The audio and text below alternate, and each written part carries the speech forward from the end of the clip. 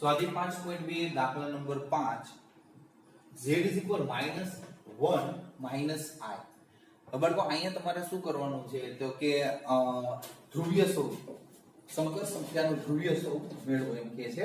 તો સંકર સંખ્યાના ધ્રુવીય સ્વરૂપ માટે તમને ખબર છે પહેલા આપણે જોઈએ કે કોણાંક, મુખ્ય કોણાંક અને એ પછી ધ્રુવીય સ્વરૂપ. તો આપણે જે સંકર સંખ્યા z = -1 - i ને z = a + i સાથે સરખાવતા તો આપણે એમ કહી શકીએ કે therefore ab = a = -1, b = -1 a. अब एक्सियम में माइनस છે, વાયમ में माइनस છે તો કયું ચરણ થશે? Fourth quadrant. રેડી? ચોથું ચરણ થશે. એ ચોથા ચરણમાં છે.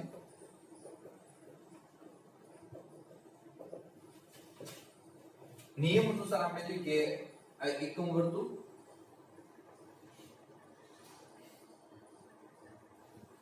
અહીં આપણે થીટા લખો તો pi minus theta, theta minus pi અને minus theta.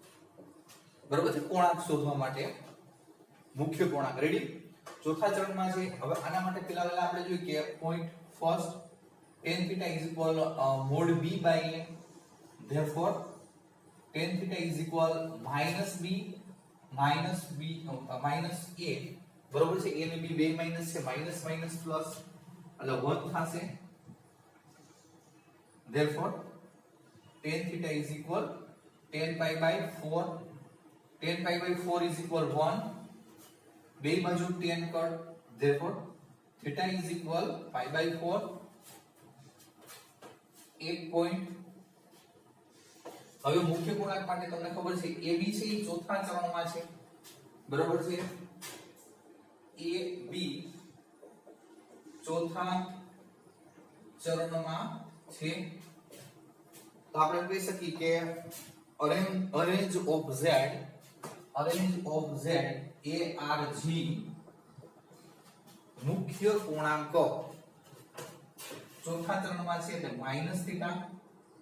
Theta = pi by 4 છે એટલે માઈનસ pi by 4. રેડી? હવે છોકરાઓ ચોથા ચરણમાં નહીં, સોરી અહીંયા આપણે જોઈએ કે બે ઋણ ત્રીજું ચરણ આવશે.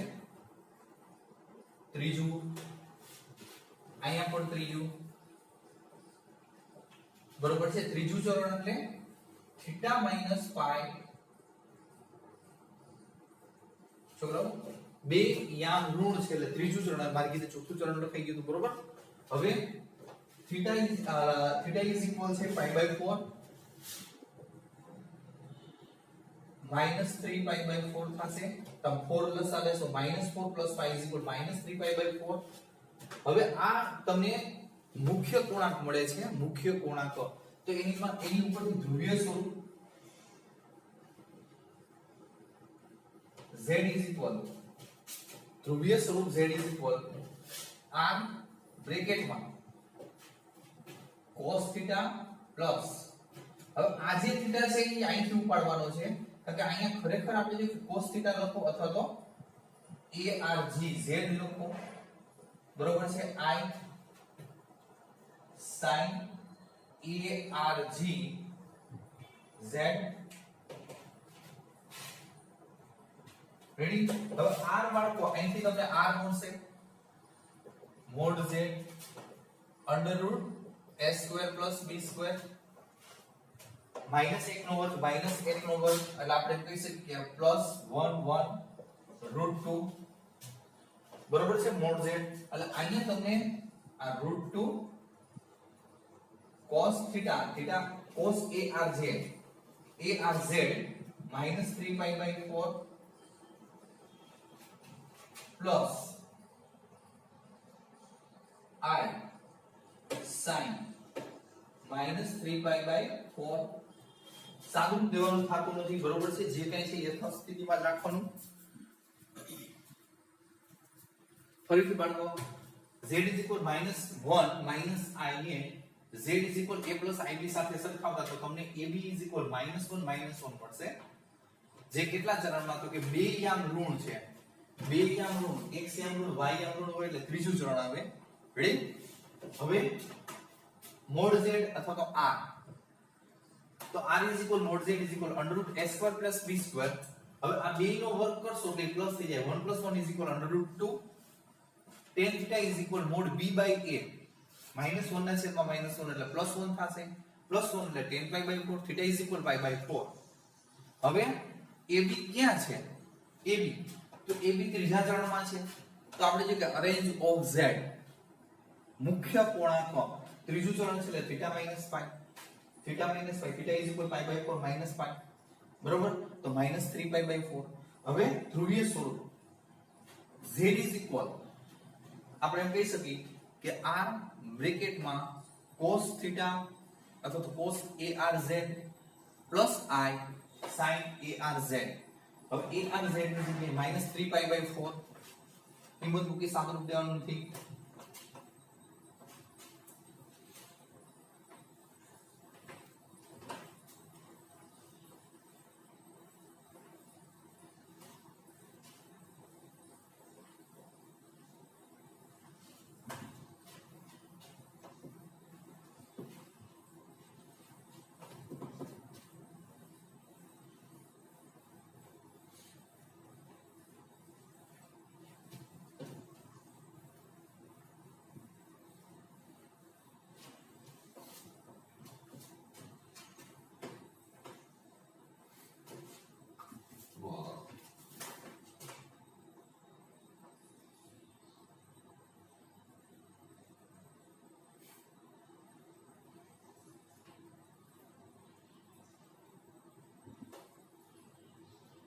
Number 6,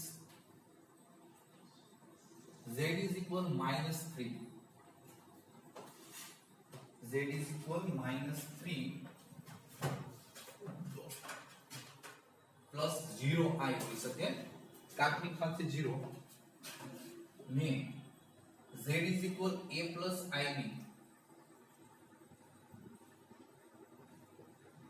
સાથે સરખાવતા. તો આપણે કહી શકીએ કે AB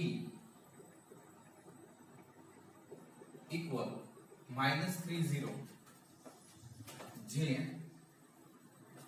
આપણે જે કે ચરણ એટલે આ કયો એમ તો કે જે x અક્ષ ઉપર છે, x અક્ષ ઉપર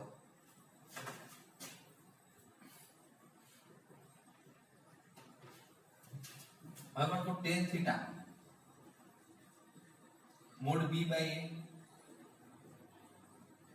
tan θ, therefore b is equal 0 upon a is equal -3, tan θ is equal tan 0. તો આપણે કહી શકીએ therefore θ is equal 0. હવે અહીંયા એક z mod z is equal r is equal under root -3 નો સ્ક્વેર plus 9 plus 0 પાછા થઈ જશે એટલે 9 નું વર્ગમૂળ 3 થશે. હવે જોઈએ arrange of z number 6.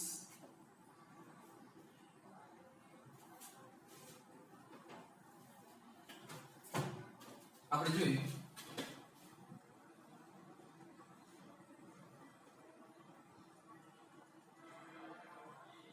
Pi minus theta, theta, theta minus pi minus theta. હવે આ તો x અક્ષ સૂચવે છે -30 અહીં આવી શકે કદાચ આપણે વિચારીએ. તો આ ત્રીજું ચરણ ન કહી શકાય, બીજું ચરણ નહીં કહી શકાય. હવે છોકરો આવી પોઝિશન હોય ને x અક્ષ એટલે ઉપરનું લેવાનું ઓછું હોય. ધારો કે આ x અક્ષ અને y અક્ષ હોય તો આપણે ત્રીજું લેવાનું, આ હોય તો નીચેનું લેવાનું થાય. એટલે આપણે જોઈએ કે અહીંયા x અક્ષ તો આપણે ઉપરનું એટલે બીજું ચરણ લેવાનું છે, ખાસ ધ્યાન રાખજો. આપણે જોઈએ કે અરેન્જ ઓફ z મુખ્ય પૂર્ણાંક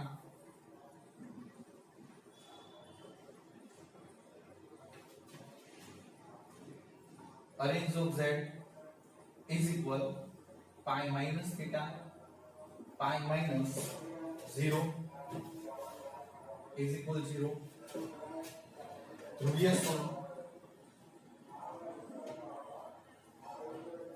z is equal r cos theta plus I sin theta r is equal 3 cos theta theta is equal 0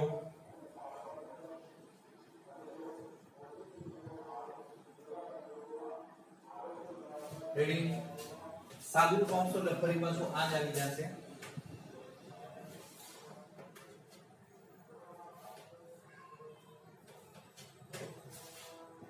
pi sorry theta minus pi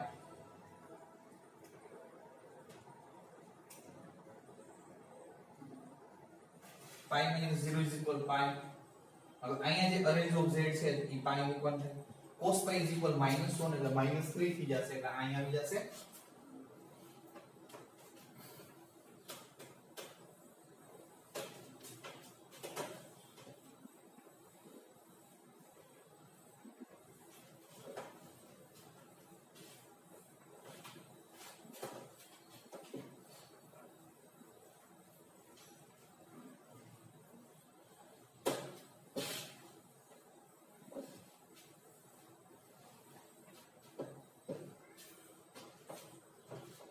number 7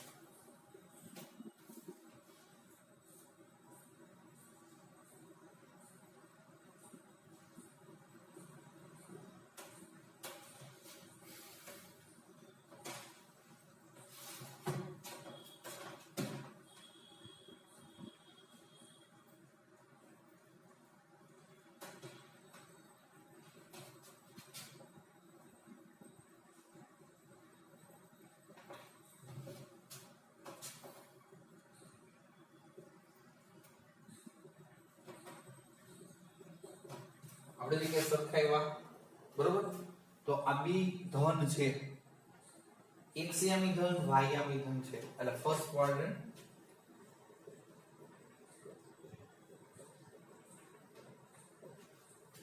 પ્રથમ ચરણ mode z r 3 + 1 4 a² + b² બરોબર છે a² + b² √3 એટલે ટોપી ગઈ +1 3 4 4 નું sorry વર્ગમૂળ 2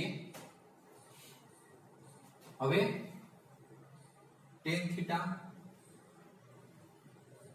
is equal mod b/a tan θ b/a b એટલે આપણે એમ કહી શકીએ કે 1/√3 આપણે જોઈએ કે માનકની બહાર નીકળશે એટલે પ્લસ જ રહેશે 1/√3 10 ની લાઈનમાં 10π/6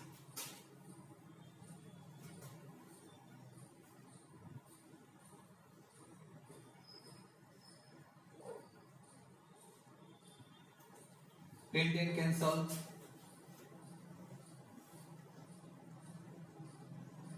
theta is equal π/6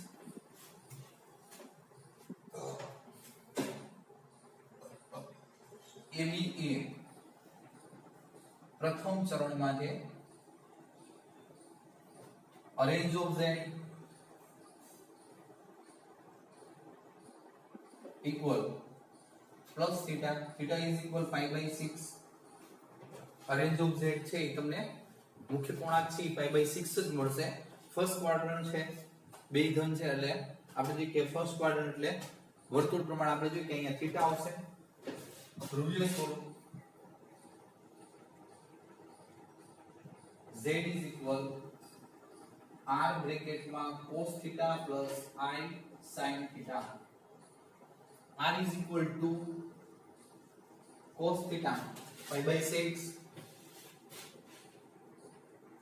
I sin theta π/6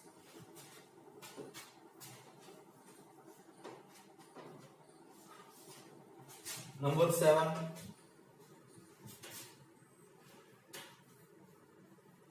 8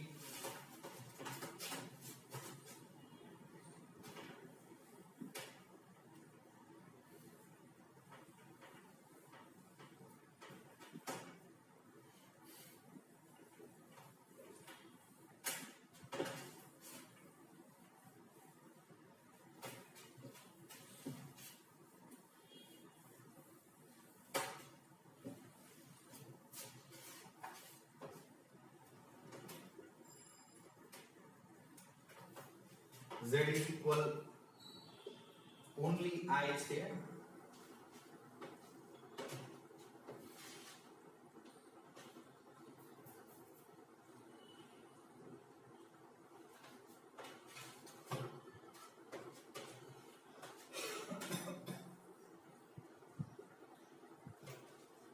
only I એટલે આપણે 0 પ્લસ I આમ લખી શકાય એટલે I જ આવશે હવે AB શું આવશે A is equal 0 અને B is equal 1 A is equal 0 B is equal 1 હવે 0 1 હમણાં જ મેં તમને દર્શાવ્યું હતું